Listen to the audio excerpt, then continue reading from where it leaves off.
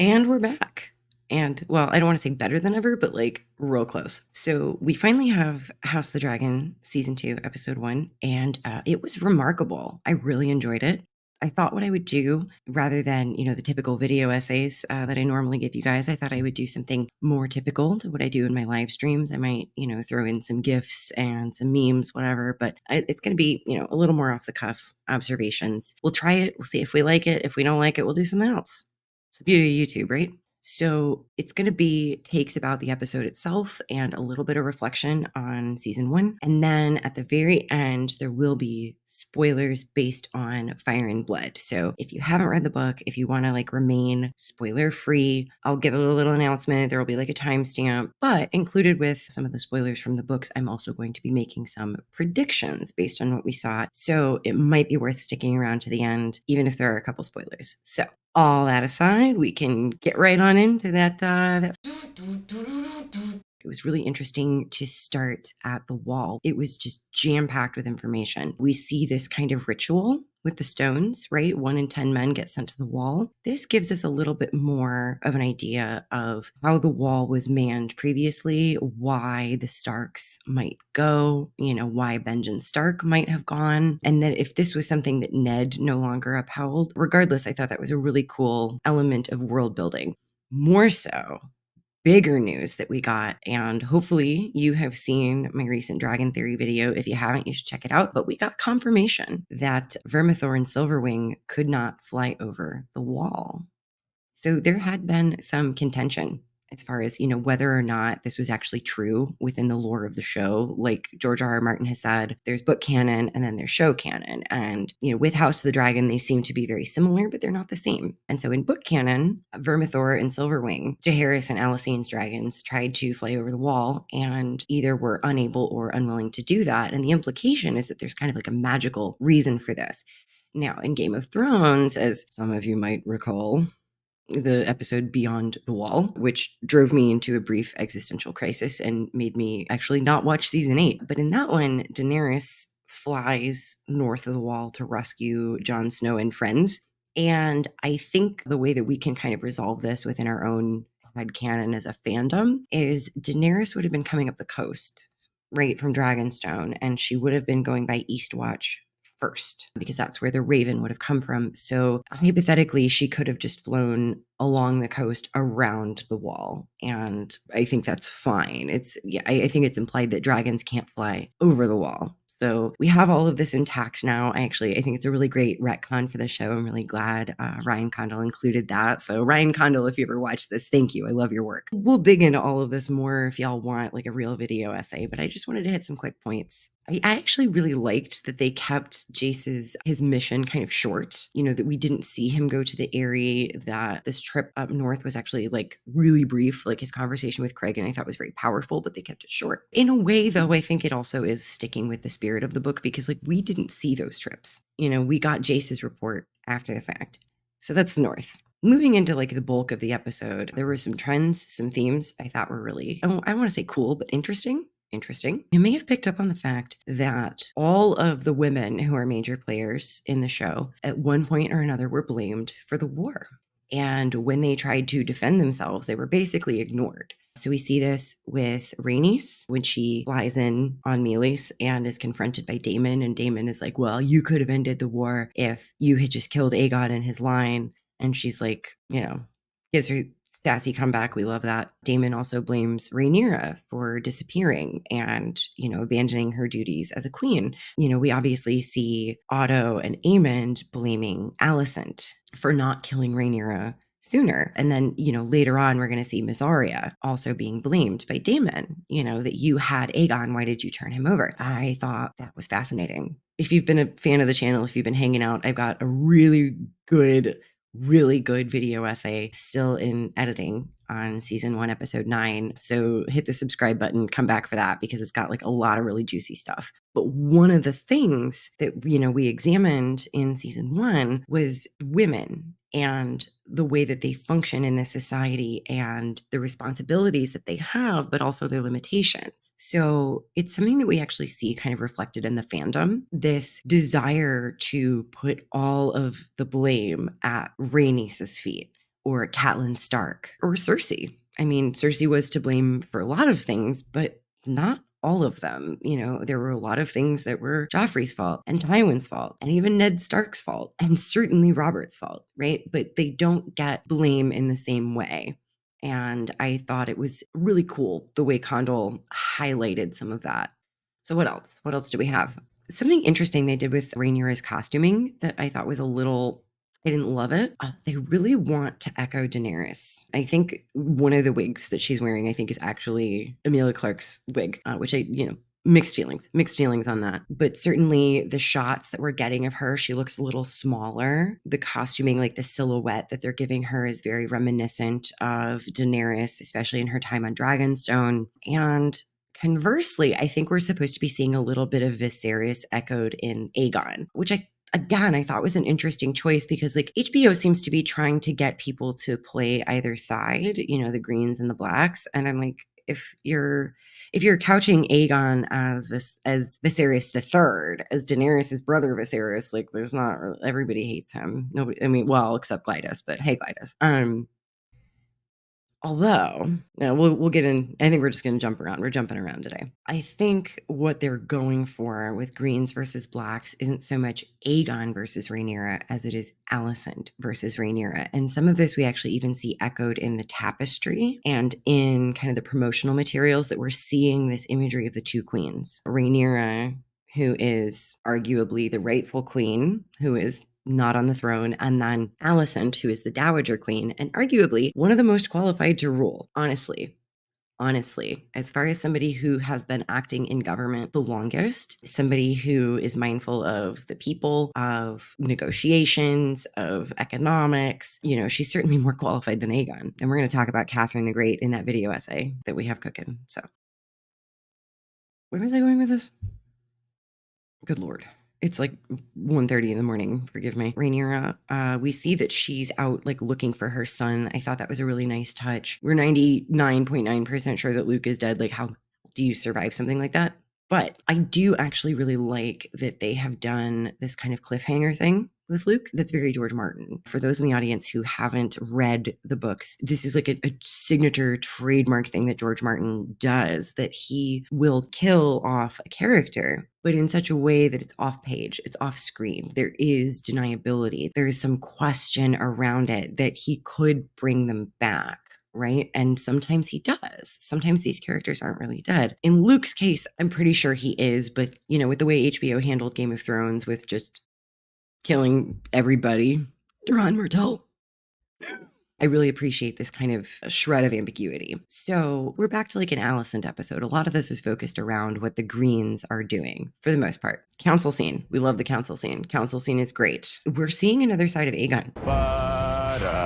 Okay, that's enough of that. We're seeing him on screen a lot more. We're seeing him being an active participant in things. And so, in episode 9 last season, we saw him kind of embrace the love of the small folk, right? And he's clearly really leaned into that he's still acting like a total D-bag as it concerns his family and the council, but he does at least superficially want to endear himself to his public, which is interesting. Unlike Joffrey, who is like, fuck the public, who cares, right? So I don't think it's necessarily strategic on Aegon's part, but if we're thinking about it in terms of a coming war, and this is not a spoiler, this is just hypothesizing, we know that Daemon wants to attack King's Landing.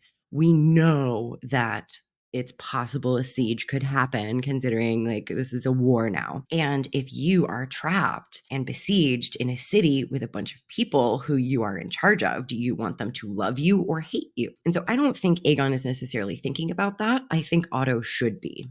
I think that might actually be one of Otto's pitfalls, and potentially even Alicent's. And this was something Miss Arya brought up, that when you put your grandson on the throne, remember it was me who put him there. The people have the power to take him off the throne. If the people of the city don't want to cooperate with Aegon or with the High Towers during a siege, like they can just like let the enemy in. Prediction that has nothing to do with the book, so this is not a spoiler. I think this is what is really gonna finally be the nail in bridging the gap between Alicent and Rhaenyra, that Alicent hated Rhaenyra for being in love with Harwin and having sex outside of marriage. And now Alicent is doing that with Kristen Cole.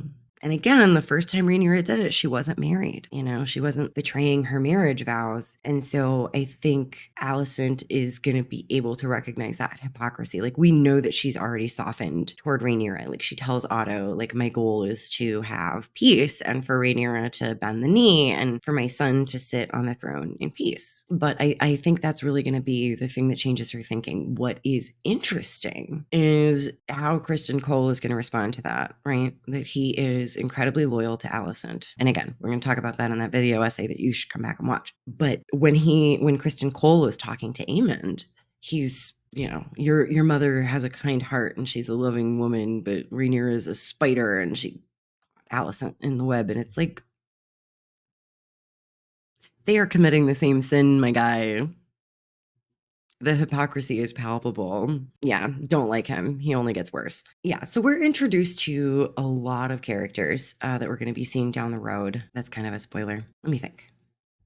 I thought the setup for Blood and Cheese was really cool, and now we can finally talk about that. It's not a spoiler anymore. That we heard Helena talk about the rats. That, like, I'm not afraid of the dragons. I'm afraid of the rats in the castle. And then we see actually Cheese coming up the stairs with his rats that he's caught. And then again, when Aegon's on the throne, we see Cheese going past the door to the throne room with his dog. That's twice. Well, I guess 3 times foreshadowed. I'm not going to be talking about the end with Blood and Cheese. I'm not doing that. I'm sorry. I have a 3-year-old. I'm not.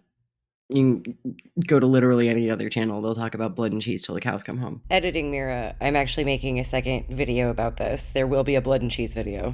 Speaking of Larys, we see this, he has a couple of conversations, one with Alicent where he tells her that he has emptied the Red Keep of all of Myssaria's people, that he has killed them all. He doesn't provide her with a list.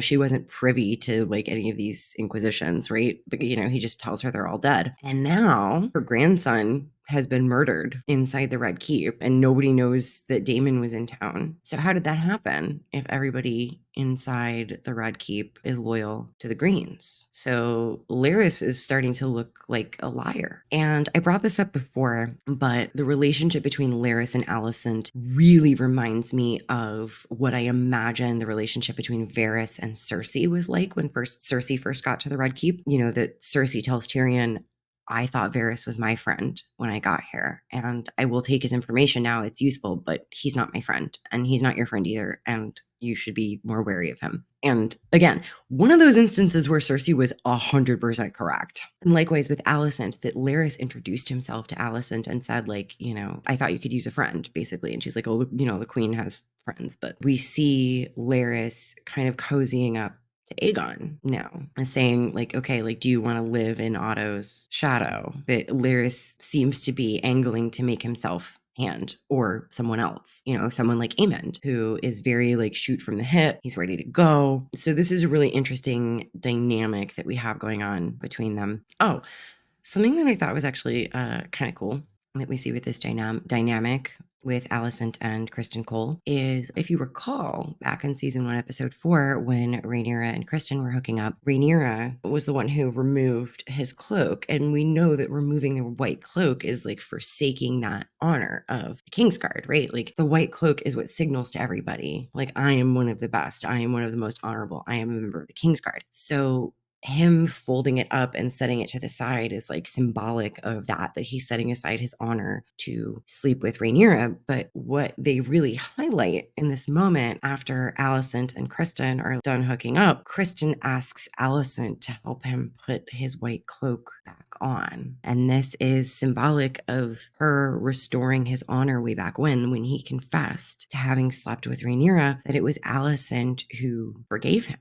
and restored some semblance of honor. And so this is where that loyalty lies for Kristen. And we're going to be talking about loyalty if we do like a big video essay. There are a lot of really cool themes there. As far as Aegon himself, he was almost endearing himself to me a little bit as someone who is like an avid, rampant Aegon the second hater, that he was a little bit goofy. He wasn't like publicly shaming his wife in front of the servants. He was like interested in what his kids were doing. I was like, okay, maybe some responsibilities have made you a slightly better person. Maybe if you are not a violent psycho rapist anymore. But no, we find out that Aegon's only real interest in his son is to parade him around of like, this is the heir, this is my rightful heir, he is my eldest son.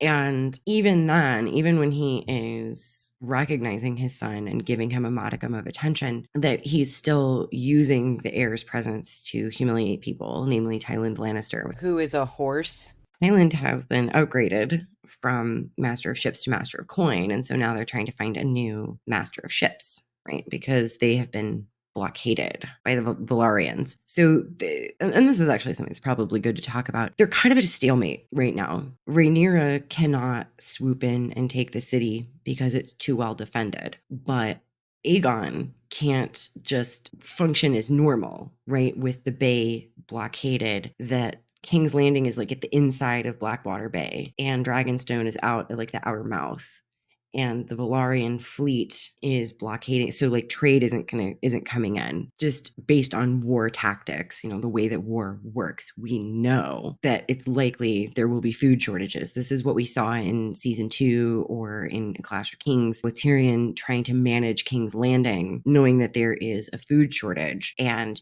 how do you deal with a potential siege and a battle when the people are hungry and they're angry, right? King bread. So Tylen's role is going to be really interesting as someone who is deeply familiar with the ships that are available to Aegon and as the person in charge of the purse strings. For all that I gave Aegon a little bit of praise for trying to connect with the small folk, it is really fucking dumb to piss off basically your only actual ally in a great house. Because like, being half high tower, like he can kind of assume that he has the reach. We don't officially have like a treaty with the Stormlands yet. We know that Rhaenyra is gunning for the Vale and the North. So what the hell is Aegon doing poking the lion? So there's a lot of focus, and I thought this was kind of cool and kind of interesting. The parallels that we see, this is actually a really nice segue, between Daemon and Aemond, that they are both really focused on the Riverlands. They're both really focused on Harrenhal. Like this is kind of the only really undeclared, really kind of dicey part of the continent. Like the Ironborn are going to do whatever the Ironborn are going to do, and like Dorne is actually not part of the Seven Kingdoms. So it really is about the Riverlands. And also the Riverlands are how you access King's Landing. And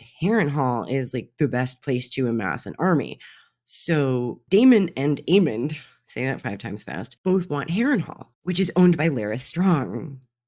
Right? Because remember, he killed his dad and his brother, so now he's the Lord of Harrenhal. So that's interesting. That'll be cool to see how that plays out. That's why Tywin in Game of Thrones was holding Harrenhal so that it would block Robb's ability to march on King's Landing. And it would be the same if the Starks were to ally with Rhaenyra, which sounds like they are, or at least Cregan is willing to send the Winter Wolves, the old men, the Greybeards. So in the book, they explain it a little better. It's a little more in depth that as winter is coming, that sometimes the old men will go out into the snow to alleviate some of the need for food because they know they don't have a very long time left to live anyway. So the young men who are still raising their small children, the women and children themselves, they go out into the cold to die. So that there aren't as many mouths to feed. So what Cregan Stark is saying is like, okay, look, these men who are kind of prepared to off themselves anyway, you can have them. And from one perspective, they're going to be much better warriors because they're not afraid to die. They're coming to die. So we'll see how that goes. So I guess with that, we'll get into the spoiler section. So from here on out, things are going to be spoilery. They're going to be spoilery based on what happened in Fire and Blood. So do with that what you will. It might happen in the show. It might not. So far, they've stuck pretty close to the books.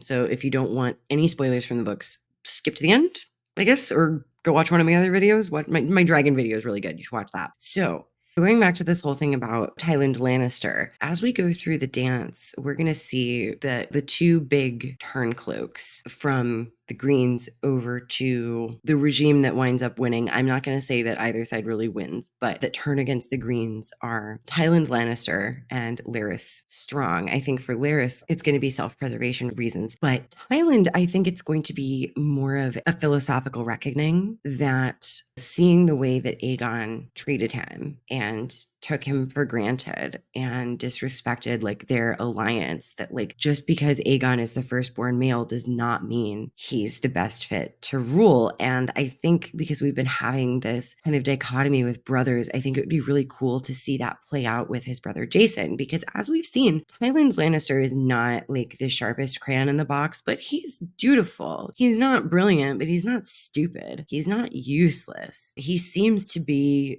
reasonably effective, or like as effective as someone in his position can be. Stepping in as master of ships to like fill Corlys Velarion's shoes must have been an incredible amount of work and like things to learn and take on, but he did it. And he took the situation in the Stepstones very seriously. He took his job very seriously. Unlike his brother Jason, who behaved like a complete fuckstick and was just drunk.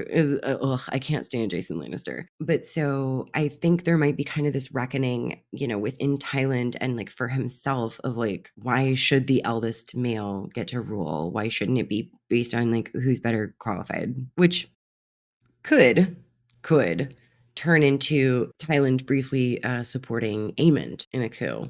And this is something that was kind of speculated on in the books, that maybe like Rhaegar was trying to depose his father and take over as king early because like, Mad King Aerys was mad. So I think we might see more and more people kind of thinking Aemond is better qualified, especially now that Aegon has lost his male heir. That per these people's rules, Jaehaera, Aegon's daughter, is not in line for the throne.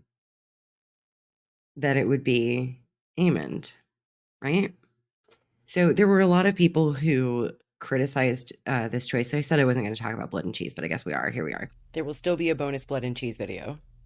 That in the book, Aegon had 3 children, 2 sons and the daughter. It was still Jaehaerys and Jaehaera were the twins. And Helena was forced to choose which son they were going to kill, and then they killed the other one, and it was disaster. But by narrowing that and just making the children Jaehaerys and Jaehaera, it gives them this other kind of really interesting avenue, I think, to tell more of this story about, what do they really believe? What should the rules of inheritance really be? Is it really about women? Or is it about greed? Is it about wanting power for yourself? Because if Aegon insists on naming Jaehaera heir over Aemond, think of the implication. It's almost like he is saying Rhaenyra should have been the rightful heir. That if he's going by the logic of the Greens, he should name Aemond heir until such time as he has another son, right? So again, cheers to Ryan Condal, man. You're a genius. I love your work. Master stroke. Just absolutely brilliant. A brilliant episode, brilliant show. Can't wait to see what's coming next. I think I've talked at you guys long enough. Let me know what you think in the comments. Things you loved, things you didn't love, predictions. And hopefully I'll be coming at you with another one of these reasonably soon. Ta-ta, y'all.